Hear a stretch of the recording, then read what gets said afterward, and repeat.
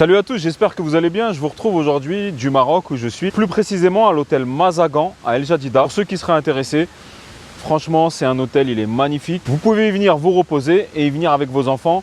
Franchement, il y a énormément d'activités à faire et vous passerez un séjour super. Moi j'en profite, j'ai ma fille qui est en train de faire la sieste, je me suis dit tiens, on va se faire une vidéo, une petite session de questions-réponses. Avant tout, voilà, moi je voulais te dire, voici une des raisons pour lesquelles je fais de l'immobilier, c'est pour pouvoir voyager. Voyager toute l'année quand bon me semble. Il y en a qui vont vouloir acheter une grosse voiture, une Lamborghini, etc. Moi, vraiment, mon but premier, c'était de voyager. Je pourrais m'acheter si je veux une grosse voiture, mais aujourd'hui, ce n'est pas mon but numéro un. Ce que j'aime, c'est ma liberté, voyager et pouvoir passer l'hiver au soleil et voyager quand bon me semble. Selon les objectifs de chacun, l'immobilier va te permettre soit de voyager quand bon te semble, soit de rouler en belle voiture. Mais bon, on reprend. Aujourd'hui, on va se faire une petite vidéo questions-réponses. Donc je vais commencer par une première question qui m'a été posée. Je vais vous la lire. C'est une question de Jérémy S. Je te passe le bonjour. On m'a dit « Salut Mehdi, je fais de la location nue. Existe-t-il selon toi une niche en nu comme la niche du LMNP en meublé ?» Eh bien déjà, c'est une très bonne question. C'est vrai que je me suis posé moi aussi la question. Alors moi, tu sais que je suis un peu un spécialiste de la location meublée, mais je me renseigne aussi sur la location nue, on ne sait jamais, j'aime bien avoir une porte de sortie. Si demain, il y a un régime qui pue, j'aime bien avoir une porte de sortie et du coup me diversifier.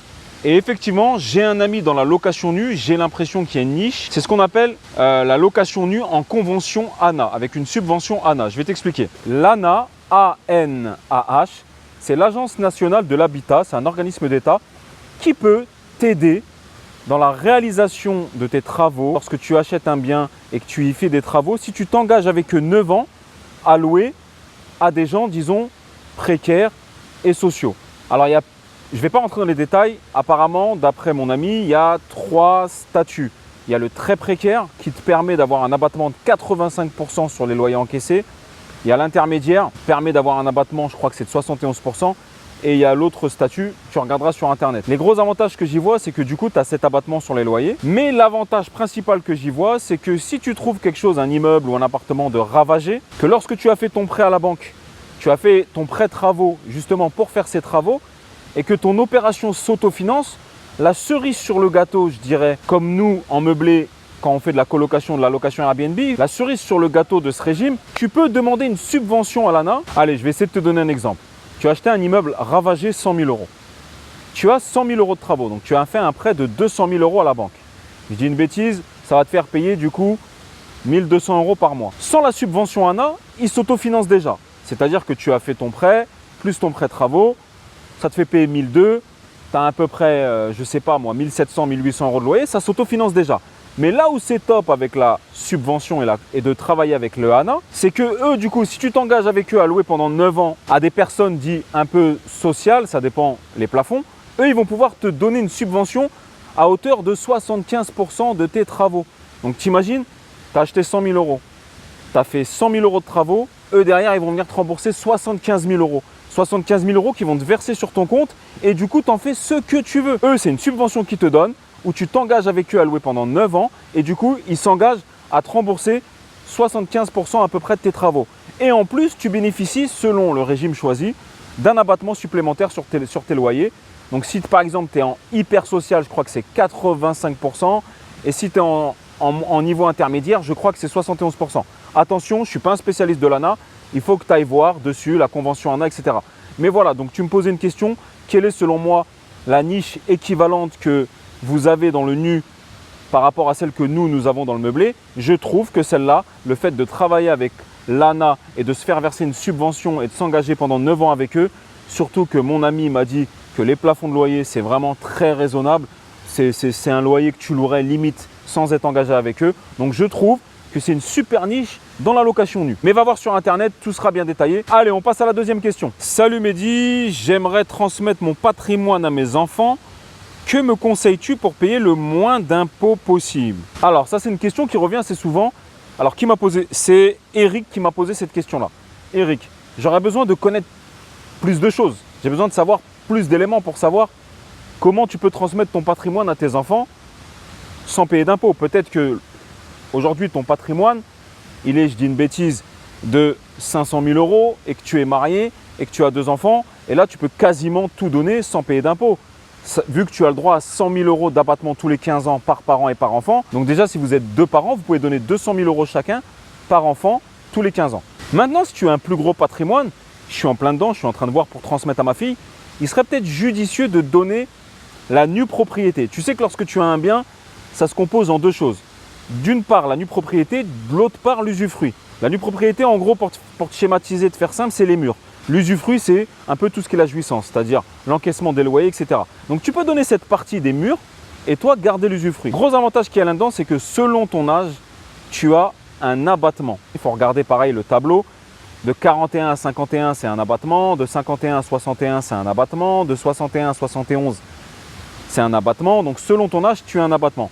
Disons que tu as 51 ans. Je crois que c'est un abattement de 50%. Imaginons que tu as un appartement de 200 000 € à donner à ton enfant.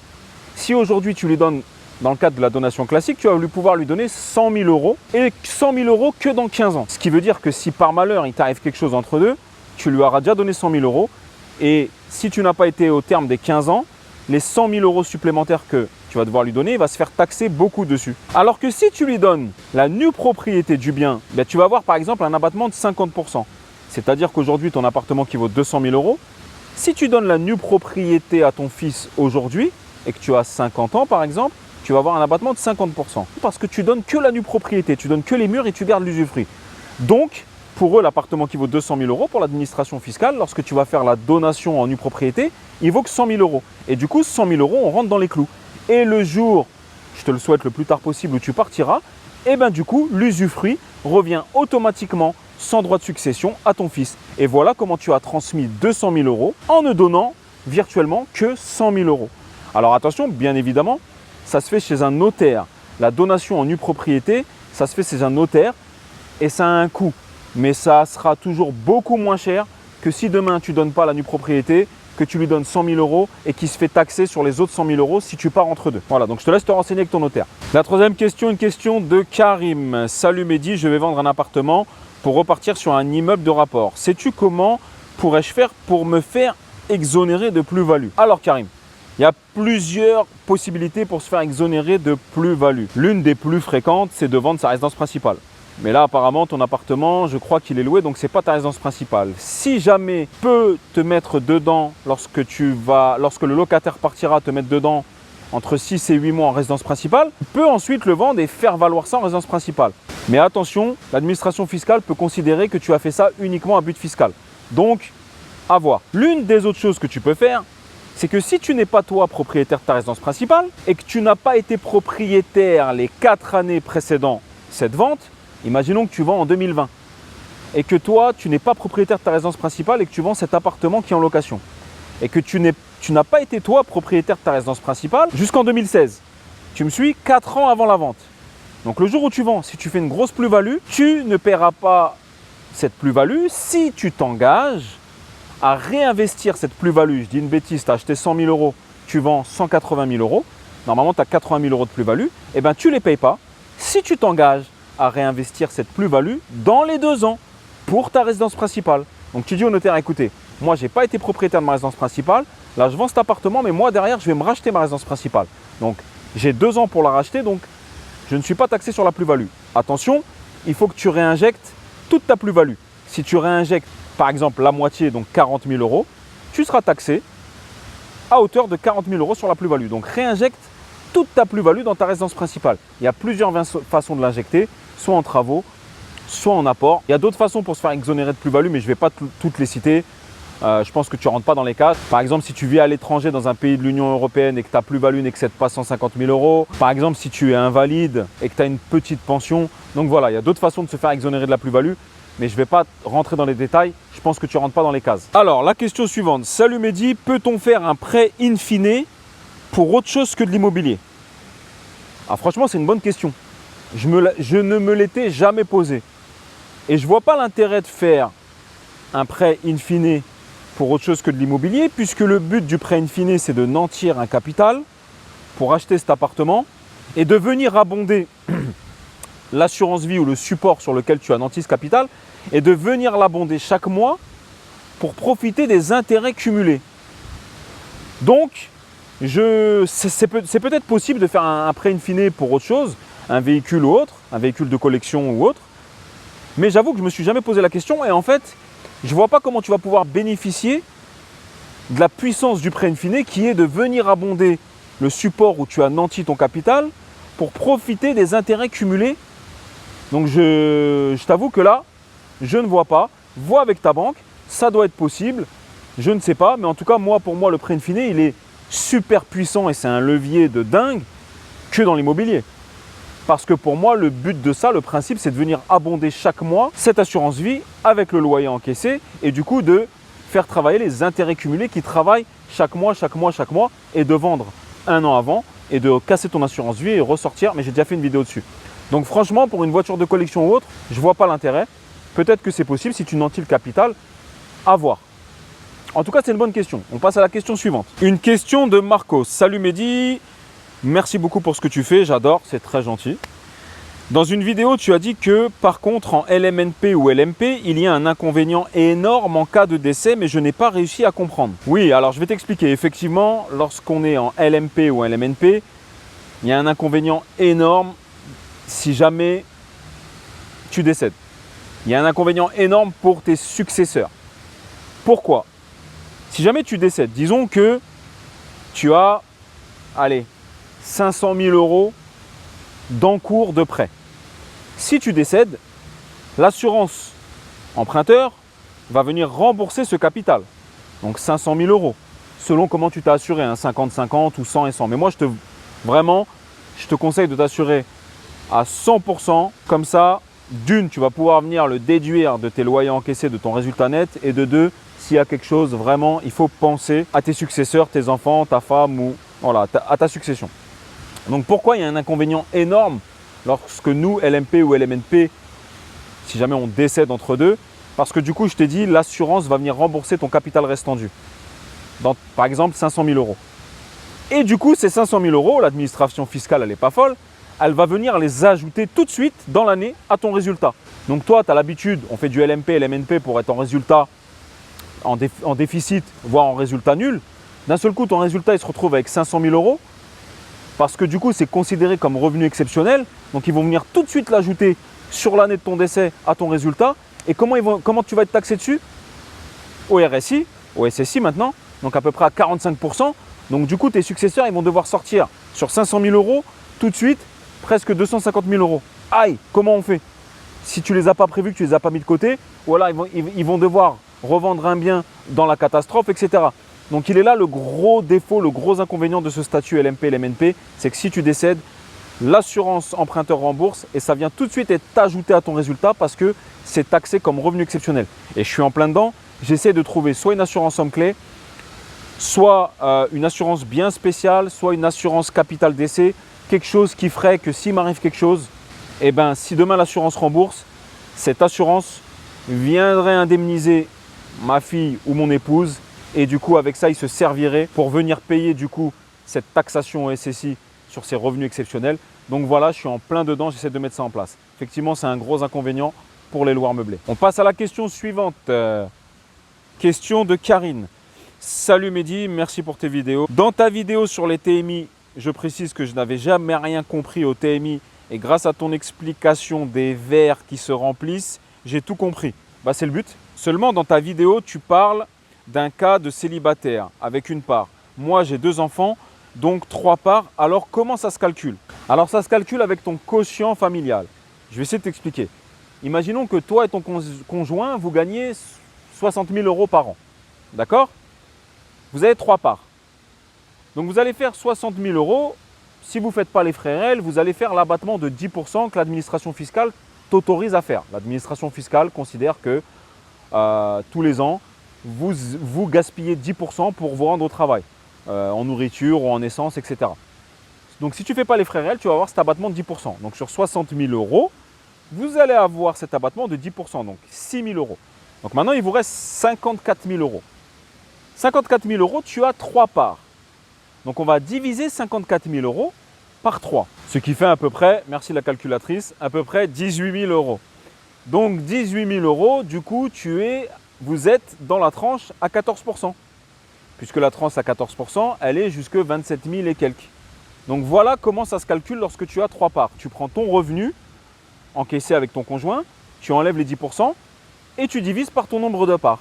Et du coup là, vous êtes à 18 000 € et donc vous êtes dans la tranche à 14%. Allez, on passe à la question suivante. Salut Mehdi, j'ai trouvé une super affaire, mais il y a un arrêté d'insalubrité, que me conseilles-tu de faire? Alors, tu sais, je vais le répéter, que moi, je fais de l'investissement locatif pour ne pas me prendre la tête.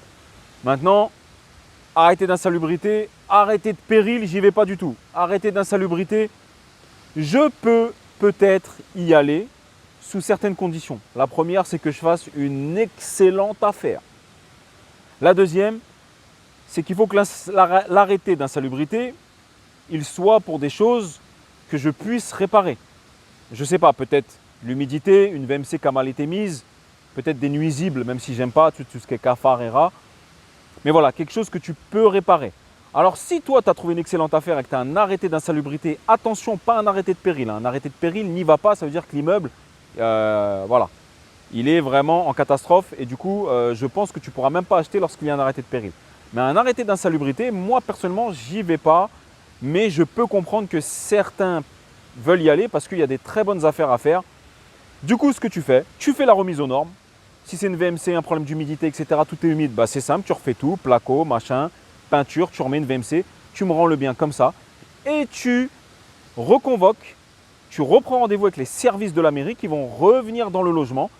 Et si tout est aux normes, ils vont te lever l'arrêté d'insalubrité. Enfin, ils vont faire le courrier et ce sera la préfecture que se fera la levée d'arrêté d'insalubrité. Et là, effectivement, si tu as acheté le bien à un super prix dû à cet arrêté d'insalubrité et que toi tu fais les travaux, etc., que tu le remets aux normes et que tu arrives à faire lever cet arrêté d'insalubrité, dans ce cas-là, pourquoi pas? Alors il faut savoir qu'en plus, quand tu les fais revenir, c'est gratuit.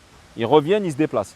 Moi, j'aurais été toi, j'aurais pris ça comme un avantage. Je leur ai dit, écoutez, moi, je suis en train d'investir dans cette ville, il y a beaucoup d'arrêtés d'insalubrité, je suis en train de rénover le parc, je vais acheter, je vais refaire des beaux appartements et du coup, ça, ils aiment bien. Du coup, ils se disent, ouais, lui, voilà, ils nous aident à rénover le parc et normalement, ils vont te lever l'arrêté d'insalubrité assez facilement. Bien évidemment, il faut que tu aies fait les travaux aux normes. Et bien, on arrive à la dernière question. Salut Mehdi, est-ce que je peux déduire le prix de ta formation de mes loyers imposables?